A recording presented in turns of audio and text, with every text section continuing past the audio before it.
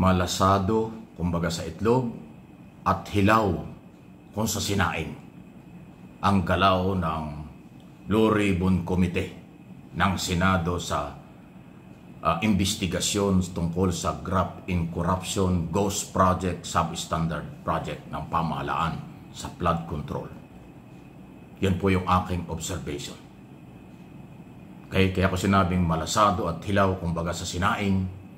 Okay? Kasi kung yung magugunita, si Marcoleta, Senador Marcoleta, ang nagsabi ring hilaw ang impeachment laban kay Sara Duterte. Siya ngayon ang chairman ng Blue Ribbon Committee, makapangyarihang komite. Kaya hinalimbawa ko na yung kanyang sinabi sa impeachment, ganon din natin may tutulad ang kanyang galaw at ng Senado dyan sa pag-iimbestiga. Alam niyo kung bakit sinabi kong malasado at hilaw? Mahinang mag-follow up ng tanong. Malamya ang mga tanong ng mga senador. Parang may pagka-showbiz ang dating. Walang diin, walang direct to the point na tanong. Si Rapi Tulfo lang, yung mga kapatid Tulfo lang ang nagtatanong ng direct to the point kasi pareho silang broadcaster. Si Erwin at Rapi. Pero yung ibang senador, pahapyaw lang ang tanong, bakit ba? Meron ba kayong iniiwasan? Umami na si Diskaya. 2022 pa, 2012 nag-umpisa, 2016 naging active na siya sa pagkuha ng mga project, flood control project sa DPWS. Sino ba ang presidente ng 2016? 2016? Di ba Duterte hanggang 2022? So napapatunay na hindi lang sa Marcos administration pumutok ang ghost project. Hindi pa nyo inipit. Tapos hindi man lang nyo maitanong kung saan galing ang napakarami niyang pera at ipinambili ng sasakyan. Naniwala na kayo sa sinabi niyang pwede naman akong kumita 23 taon na. Kung tutuusin, kaya mahina ang follow-up ng tanong eh. Sinabi mo 23 years ka na sa construction company, business. Sabi mo 2012 ka lang nag-umpisa. 2025 lang ngayon ha. Di ba 13 years pa lang yan? Malayo yung 23 sa 13 years. Yun, dapat nilinaw yun. Katunayan, pambobola yun eh. Sasabihin mo, 23 years ka na nagbi-business. Dapat ka na kumita ng bilyon. Kung kukwentahin natin, base doon sa kanya sinabi, 13 years. 13 years pa lang. Isa yan sa nakita kong hilaw na mga tanong. Malabnaw na mga galaw. Sunod, nung ipitit na si Engineer Alcantara ay umamin na nagkakasino. At kasama yung kanyang assistant na nagpapatalo ng tumataya ng 5 million sa kasino.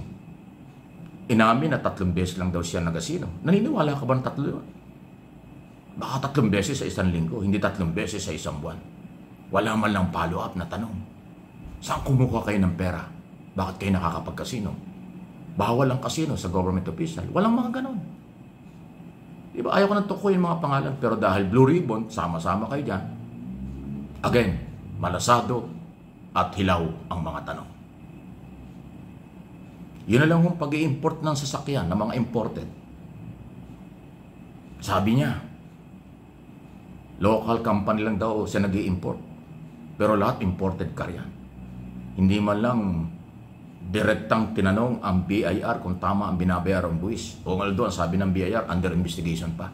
Yung customs, nasaan? Hindi man lang piniga ang customs. Bakit nakakalusot ang mga luxury car? Tama ba ang binayarang buwis niyan? Again, malasado at hilaw ang mga tanong. Di ba? Marami po, kung iisa-isahin ko, kulang ang oras natin. Yan po yung aking initial na assessment at opinion. Dahil ako po ay nag-obserba, nanood, nakinikinig ako ng mga hearing, especially itong isyong ito dahil napakalaking controversial nito. Bilyon, trilyong pera ng mamamayan ang nawala sa atin dahil sa kanilang pang-aabuso. Wala man lang nagtanong. Ilang politiko ang binigyan nyo ng donasyon tuwing eleksyon? Mabuti pa yung Philippine Center Investigative Journalism, PCIJ, na aking ini-expose na mayroon 5 pangalan silang pinangalanan ng mga senador. 5 ang pinangalanan nilang tumanggap ng donasyon. Bakit yung 5 yun? Ha? Sino yung mga 5 yun? Si si Binay daw, si Aquino, Escudero, Villanueva, Ejercito, nandun sa hearing. Kaya ba hindi tinanong dahil nandun sa hearing yung mga posibleng maipit? Pinagtatakpan ba ng mga senador at mismo ang chairman, yung kapwa senador? Umamin na si Escudero na siya'y tumatanggap ng donasyon. Wala man lang nagtanong, sino sa inyong kontraktor dito ang nagbibigay ng donasyon sa mga kandidato? Wala pong nagtanong na ganon. Ibig sabihin, pinagtatakpan ng Senado ang kalokohang ito. Again, malasado at hilaw ang mga tanungan at investigasyon sa dalawang magkasunod na hearing. Dalawang hearing pa lang yan. Alam nyo mga senador, Senador Marcoleta, ang taong bayan, pagod na dun sa akusasyon, pagod na dyan sa hearing na ganyan. Gusto nila yung direct to the point na tanong, sino ang kontraktor na ito? Ilan ang binigyan mo ng donasyong kandidatong senador? Magkaano bawat isa? Saan mo kinukuha ang donasyon na yan? Alam mo bang bawal sa batas? Kapag ikaw may kontrata, tapos nagbibigay ka ng donasyon, mayroong conflict of interest yan. Ganyan dapat ang mga tanong. At bakit ka nagbibigay ng donasyon sa mga senador? Hiningang ka ba ng senador? O ng politiko? O voluntaryong binigay mo yan? Yan dapat ang mga tanong. Para yan ang gusto ng taong bayan. Diba? Pero yung mga tanong na parang PR, parang nagsisip-sip kayo, parang meron kayong, lalo na yung isa, yung wow, ano ba yun?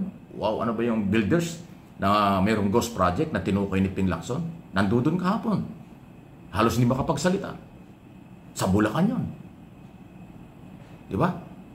Dahil nandun si Joel Villanueva, hindi nyo ipitin yung kontraktor dahil baka biglang madulas. Ituro si Villanueva dahil majority leader nyo. Kaya iniiwasan yung matumbok ang pangalan. Eh anong klaseng hearing yan?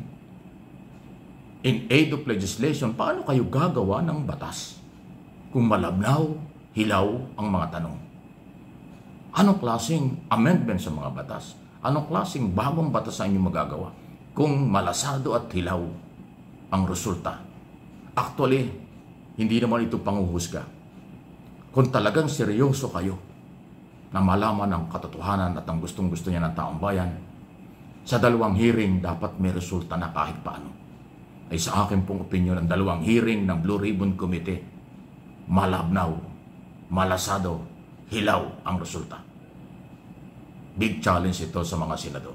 Ipakita naman ninyo na seryoso sa paghahanap ng katotohanan at katarungan sa pera ng bayang ninakaw ng kung sino-sinong politician, kontraktor at mga opisyal ng ating pamahalaan.